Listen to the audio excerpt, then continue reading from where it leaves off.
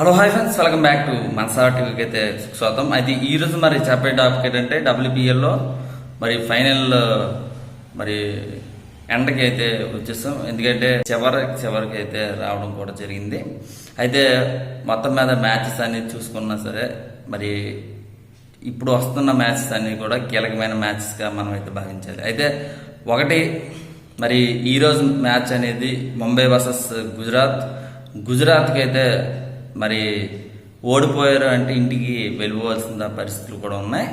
అయితే మరి ఈసారి ఏమన్నా గుజరాత్ ఏమన్నా సంచలనం ఏమన్నా సృష్టిస్తా లేకపోతే ఏమిటని చూడాలి. మరి ముంబై అయితే గెలిచారు అంటే ఫైనల్కి అయితే వెళ్ళిపోయినట్టుగానే మనం అయితే భావించాలి. మరి ప్లే ఆఫ్కి అయితే వెళ్ళిపోయినట్టుగానే మనం అయితే భావించాలి. అయితే ఇలా చూసుకున్నాం ఎక్కడ మరి అంటే ఢిల్లీ గ్రౌండ్ గానే మనం చెప్పాలి. ఢిల్లీ గ్రౌండ్ అనేది మరి ఎవరైతే టాస్ చేస్తున్న వాళ్ళతో బ్యాటింగ్ అనేది ఎంచుకోవాలి. ఖచ్చితంగా సరే 150 కానీ 160 170 కానీ వచ్చిందంటే చాలా కష్టంగా మరి మారిపోయే ఛాన్స్ ఉంటుంది. అయితే స్కోర్ అనేది కట్టడి చేసుకుంటే చాలా మంచిది. లేదు అంటే మరి గెలుపు అనేది చూడొచ్చు. మరి నిన్న అయితే చాలా టెన్షన్గా మరి ఏదో ఉంది.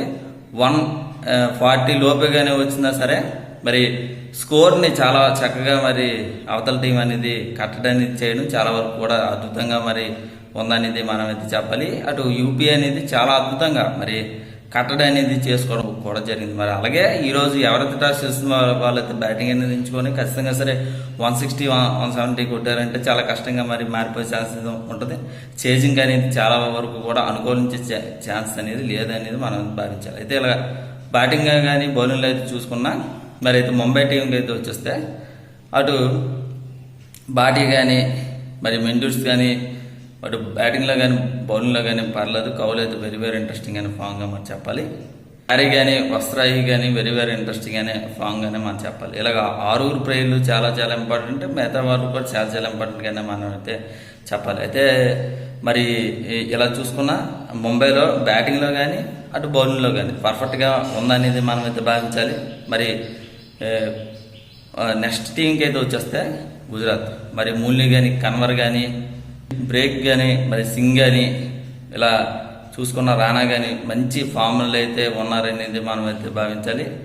మరి ఇలా బ్యాటింగ్లో అటు బౌలింగ్లో అయితే మనం అయితే కొంచెం రాణించారనేది మనం చెప్పాలి. కానీ మిడిల్ ఆర్డర్ అనేది ట్రబుల్గా అయితే ఉంది.